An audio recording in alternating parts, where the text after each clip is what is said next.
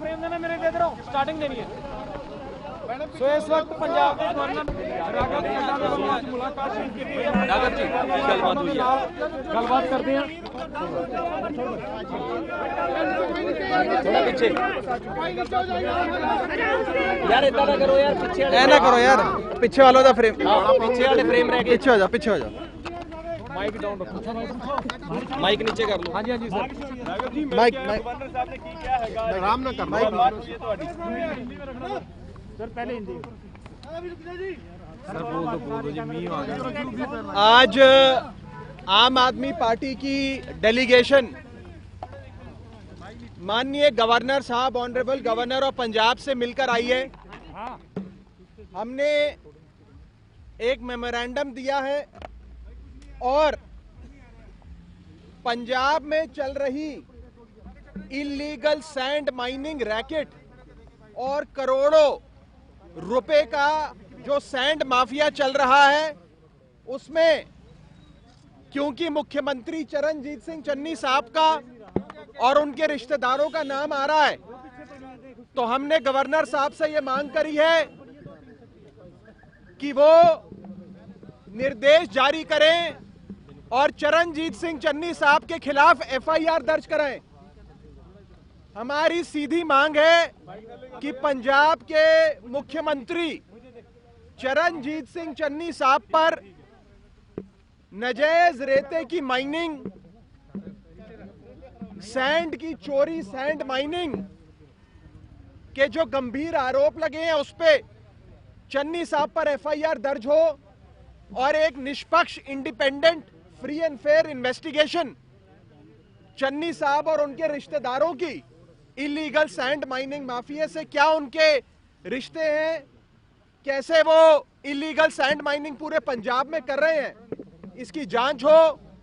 साथ ही साथ हमने गवर्नर साहब को यह भी बताया कि आज से करीब 1.5 महीना पहले आम आदमी पार्टी ने श्री चमकौर साहब हलके में, चन्नी साहब के अपने हलके में जिंदापुर पिंड में नाजायज रेते की चोरी चन्नी साहब आप करवा रहे थे, उसका पर्दाफाश आम आदमी पार्टी ने किया था। उसके बाद पंजाब के साबका मुख्यमंत्री कैप्टन अमरिंदर साहब ने भी इस बात को कबूला कि चन्नी साहब रेते की चोरी करते हैं, सैंड माइनिंग का माफिया चलाते हैं, और उन्होंने सोनिया गांधी जी तक को चन्नी साहब के इलीगल सैंड माइनिंग चलाने, रैकेट चलाने के सिलसिले में शिकायत दर्ज करी थी। ये दोनों फैक्ट्स भी आज हमने गवर्नर साहब को बताए हैं और इसके साथ साथ इन्फोर्समेंट डायरेक्टरेट की जो रेड चन्नी साहब के भतीजे भूपिंदर हनी पे हुई, उसमें 10 करोड़ रुपए नकद कैश, 21 लाख रुपए का सोना, 12 लाख रुपए की घड़ी, करोड़ों रुपए के प्रॉपर्टी और गाड़ियों के कागजात जब्त हुए हैं, मिले हैं। इन सब चीजों के बारे में भी हमने गवर्नर साहब को आज बताया है और गवर्नर साहब को कहा है, क्योंकि इस सैंड माइनिंग रैकेट में खुद सूबे के मुख्यमंत्री शामिल हैं, तो एक निष्पक्ष जांच उसी सूरत में हो सकती है अगर गवर्नर साहब खुद इस पूरी जांच को मॉनिटर करें और एफआईआर दर्ज कराएं। तो हमने जो एक बड़ी मांग आज गवर्नर साहब से करी है वो ये है कि चरणजीत सिंह चन्नी साहब के खिलाफ पंजाब पुलिस एफआईआर दर्ज करे और नाजायज रेते की माइनिंग जो पूरे पंजाब में एक रैकेट चल रहा है, उसकी निष्पक्ष जांच हो। जिन जिन रिश्तेदारों का चन्नी साहब का इसमें नाम आ रहा है, उनके खिलाफ भी एफआईआर दर्ज हो और निष्पक्ष जांच हो। ये हमने गवर्नर साहब से आज मांग करी है। मांग पत्र देके आए हो या कोई प्रूफ भी देके आए हो? हमने आज एक मेमोरेंडम, एक मांग पत्र सौंपा है और उसमें ईडी से क्या क्या मिला, हमने कौन सी तारीख को रेड करी थी जिंदापुर पिंड में, उसमें क्या क्या मिला, वो सारी चीजें लिखित में भी दी हैं और गवर्नर साहब को बताया भी है। गवर्नर साहब ने हमारे मेमोरेंडम को रख लिया और उन्होंने ये आश्वासन दिया है कि वो इस पूरी हमारी पिटीशन को, हमारी कंप्लेंट को स्टडी करके बहुत जल्द इस पे फैसला लेकर अप्रोप्रिएट एक्शन इस पर लेंगे, ये गवर्नर साहब ने हमें विश्वास दिलाया। सर ਜਿਹੜੀ ਜਾਂਚ ਦੀ ਗੱਲ ਕੈਪਟਨ ਅਮਰਿੰਦਰ ਸਿੰਘ ਕਰ ਰਹੇ ਉਸ ਜਾਂਚ ਨੂੰ ਜਨਤਕ ਕਰਨ ਦੀ ਮੰਗ ਕਰੋਗੇ ਜਿਸ ਜਾਂਚ ਦੇ ਆਧਾਰ ਤੇ ਕੈਪਟਨ ਅਮਰਿੰਦਰ ਸਿੰਘ ਨੇ ਸੋਨੀਆ ਗਾਂਧੀ ਨੂੰ ਰਿਪੋर्ट ਦਿੱਤੀ ਹੈ।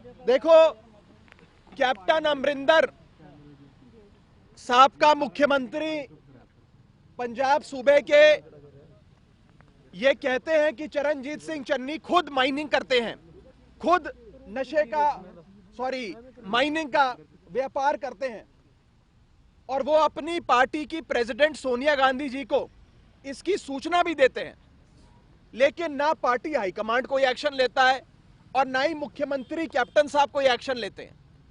मेरा सवाल बड़ा सीधा है कि क्या इस रेते की चोरी का पैसा कांग्रेस हाईकमांड तक जाता है, क्योंकि हाईकमांड ये जानती हो कि चन्नी साहब रेते की माइनिंग करते हैं, नजायज रेते की चोरी हो रही है, चन्नी साहब के अपने हलके में चन्नी साहब करवा रहे हैं, फिर भी चरणजीत सिंह चन्नी साहब को वो मुख्यमंत्री बना देते हैं, उन्हें हटाते नहीं है। ईडी की रेड के बाद भी उन्हें हटाया नहीं जाता है, तो क्या ये माना जाए कि कांग्रेस हाईकमांड को भी रेते की चोरी का पैसा ऊपर तक पहुंच रहा है? पहली चीज। क्या आपने मांग पत्र में भी और दूसरी चीज, हमने ये भी कहा गवर्नर साहब को कि अगर 111 दिन चन्नी साहब मुख्यमंत्री रहे, 111 दिन के मुख्यमंत्री के कार्यकाल में अगर एक भतीजे के पास 10 करोड़ रुपए नकद कैश, 54 करोड़ की बैंक एंट्रियां आ गई, तो सोचो कि बाकी रिश्तेदारों के पास क्या क्या आया होगा।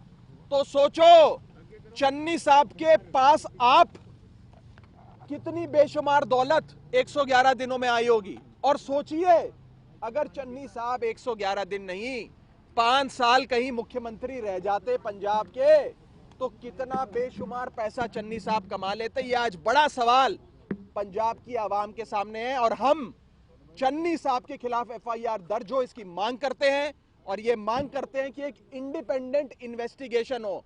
सूबे का मुख्यमंत्री कानून से ऊपर नहीं है, सबसे ऊपर कानून है। भारत का संविधान कहता है इक्वालिटी बिफोर लॉ, कानून के सामने सब एक बराबर है, संतरी भी और मंत्री भी। अगर मंत्री ने या मुख्यमंत्री ने कोई पाप किया है, कोई क्राइम किया है, तो जांच होनी चाहिए, इन्वेस्टिगेशन होनी चाहिए, एफआईआर दर्ज होनी चाहिए। ये मांग आज आम आदमी पार्टी ने खुले तौर पे मानयोग गवर्नर साहब के सामने रखी। ईडी की जो कार्रवाई है, क्या आप उसको राजनीति से प्रेरित मानते हैं? क्योंकि एक तरफ चरणजीत चन्नी, अच्छा सवाल है, वहीं सत्येंद्र जैन, अच्छा सवाल है, अच्छा सवाल है, अच्छा सवाल है।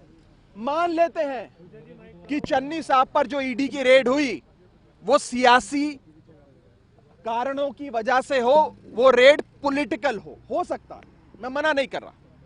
लेकिन अगर रेड पॉलिटिकल है, सियासी कारणों से है, तो 10 करोड़ रुपए कहां से आ गए? 10 करोड़ रुपए तो सियासी कारणों से नहीं आए। 21 लाख रुपए का सोना कहां से मिल गया? 54 करोड़ की एंट्रियां कहां से मिल गई? करोड़ों रुपए के दस्तावेज, गाड़ियां, प्रॉपर्टियां कहां से मिल गई? अगर पॉलिटिकल भी है रेड, तो भी ये जायदाद, ये इतनी दौलत एक भतीजे ने कमाई है, एक भतीजे ने। अगर एक भतीजे ने इतना कमाया है, तो बाकी भतीजों ने और रिश्तेदारों ने क्या कमाया होगा, ये अनुमान आप और हम लगा सकते हैं। इसीलिए ये जरूरी है कि ये मैसेज जाए कि सूबे का मुख्यमंत्री कानून से ऊपर नहीं है। हम क्या कह रहे हैं? हम कह रहे हैं आरोप लगे हैं, जांच होनी चाहिए, एफआईआर रजिस्टर हो। क्या एफआईआर की रजिस्ट्रेशन कोई नाजायज मांग है? Thank you.